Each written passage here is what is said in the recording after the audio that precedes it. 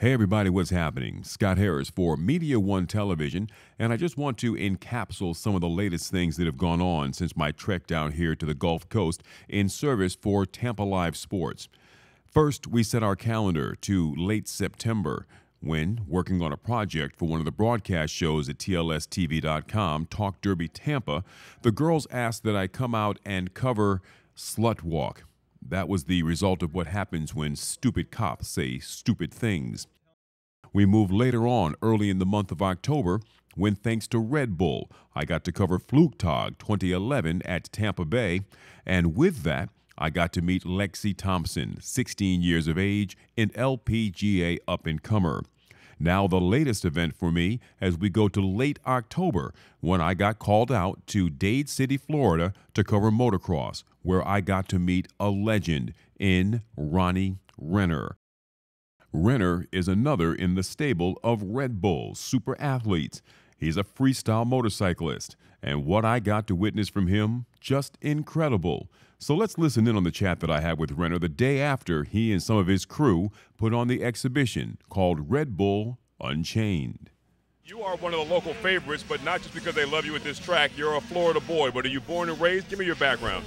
Yeah, born and raised in Florida. Born in Leesburg, Florida, and pretty much raised around Newport Richey, Florida, which is right here in Pasco County where Dade City Raceway is, actually on the Pasco County Fairgrounds. So grew up racing here, man. I'm 34 years old and been riding, I guess, since I was 4, so 30 years in this track. Now, as we talk about this track and racing, that is far from what we saw your exhibition of last night, as well as to what you are now, primarily a freestyler. Let's talk about how you made the transition.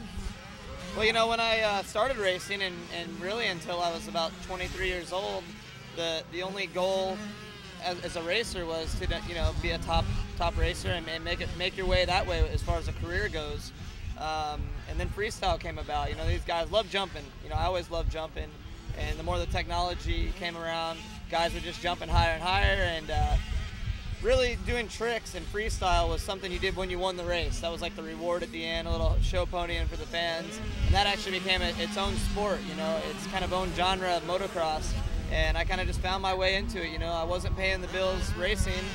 And, you know, I kind of needed to go to that next level. Had to put a lot of puzzle pieces together. I couldn't do it, and just found my way with freestyle. So that's what I was doing last night, and yeah, I think you know, 10-year career, actually 12-year career at it now. I think I found my calling. Yeah, but you know, you talk about putting the puzzle pieces together and how it was initially just that little reward for winning a race, kind of like the burnout in NASCAR or the touchdown dance. But when you say putting pieces together, I have to trust to be as good as you are. You've had a few spills and had to put yourself back together. Oh, God, yeah. I've had not so many broken bones, just a couple broken arms, but quite a few concussions along the way.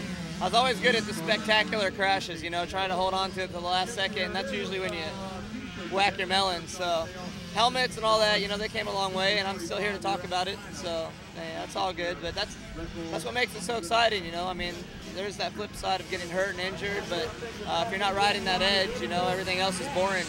Like in freestyle, you sit there and you can figure out these tricks and kind of flex, you know, stretch out. And if you got the skills, you're going to learn how to do it in repetition. Motocross, man, it's just the next level. So to put everything together and get these puzzle pieces I talk about, it's everything, man. It's a lot of commitment, a lot of sacrifices. And you see these kids here, like Ricky Carmichael started here, James Stewart, national champions that are world-renowned and, you know, making millions of dollars now and proving themselves to be the best. They started right here at Dade City. Now, as we talk, and I show some of the video from what it was that you did here in exhibition last night for the Red Bull Unchained, talk me through what it is that's happening as you approach the ramp, hit the ramp. Give me just, paint me a picture. Everybody wants, you know, me to paint this picture like it's like I'm really like fighting for my life and it's like Evel Knievel and I'm nervous and I'm scared, but the freestyle is like second nature to me, and you have your days where you're trying a new trick and stuff, and that's when, you know, your clock starts ticking and some wild thoughts go through your head, and it's really hard to focus. But, you know, in the demos like last night, it's just all about execution to me and just having fun. And I'm thinking, what's gonna please the crowd more than how am I gonna do it? You know, and kind of that just falls into place. It's just all about execution at that point. I could fluff it and say, you know, I feel like I'm flying like a bird up there, and it's not. Obviously, it's a cool feeling to be that high and, you know, letting go of your bike. But it's all about execution when it's showtime. Is there a signature move that you like best, put a little tweak on things? For sure. I guess the trick that's done me good for my career is the whip, and that actually comes from right here at the motocross track. You'll see these guys laying it over, getting the bike sideways, and obviously you got to land on 2 wheels. So the more sideways and upside down you can get your bike and then bring it back without actually doing a flip or a 360, I think it's still one of the most praised tricks in motocross and freestyle. How many years do you think you have left for the way it feels right now and as long as you've been at it? I plan on riding these bikes, until the day I die. Hopefully that's a long run. I want to be the oldest dude on a dirt bike.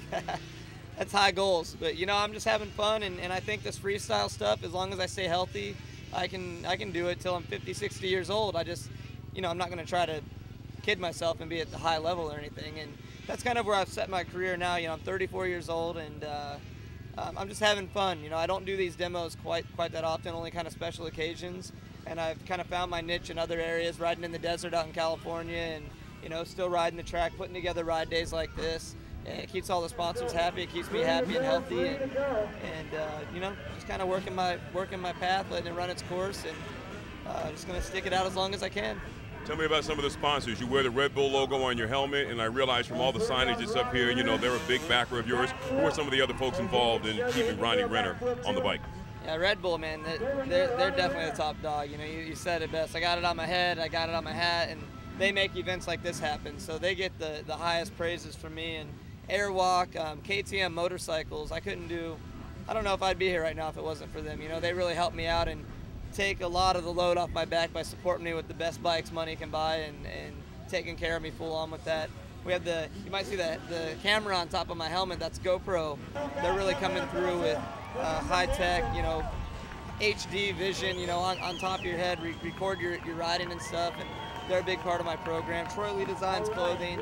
I got quite a few sponsors. We could sit here all day and talk about it, but kind of those ones I named off there, they're the big dogs helping me out.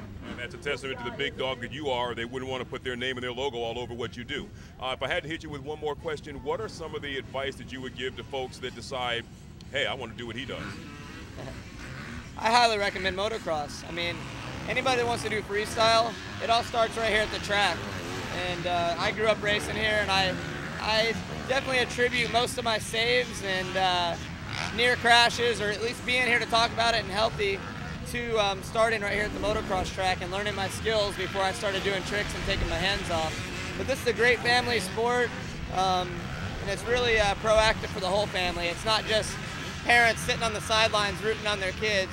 Dad's over there working on the bikes, mom's helping out with the gear and cooking, and everybody's a part of it, and I made lifelong friends here. So you like the family aspect that goes along with this event, this type of sport? Oh, God, yeah, man. This is the best family sport in the world, hands down. It's dangerous, and I put my mom through the ringer. I think I've wadded up in front of her quite a few times, and when she watches me do freestyle, she hides under the bleachers, but she still shows up, and, she's got she gives me her blessing to go ride all the time. What's next for you? Is there a new trick, a new tweak? I mean, what can you possibly, from what I saw last night, for anyone who would watch that, and I realize that when you look at it from other sports, whether it's the rollerbladers, the skateboarders, I mean, what could possibly be the next level of freestyle? That is a tough part about freestyle, is what is next. Obviously more dangerous stuff. I mean, the next level stuff is double backflips and these 360s and stuff that's proven, body varials where the bike's up and the guy's spinning around on the bike. It's risky, and these guys that are trying this stuff, they're not pulling it off every time. So it's the kids that are willing to roll the dice, and obviously skilled kids. I always say kids too, you might hear that word.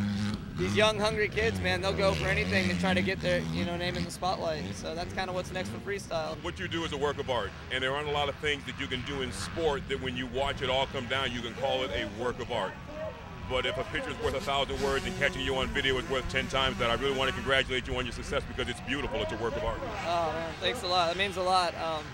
A lot goes into it, a lot of stuff behind the scenes. It's not all fun and games. I think any big boy and big girl knows you got to work your butt off to succeed in anything, and it's been a lot of ups and downs and bumps and bruises, but to get that smooth and be that safe and have a successful show like that where nobody gets injured or nothing crazy happens, it's a good time, and we're just happy to do it.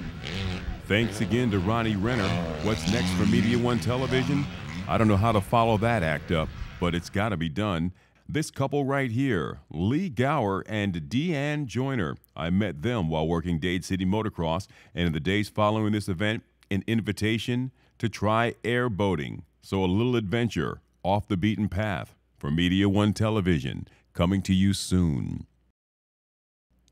Until the next time.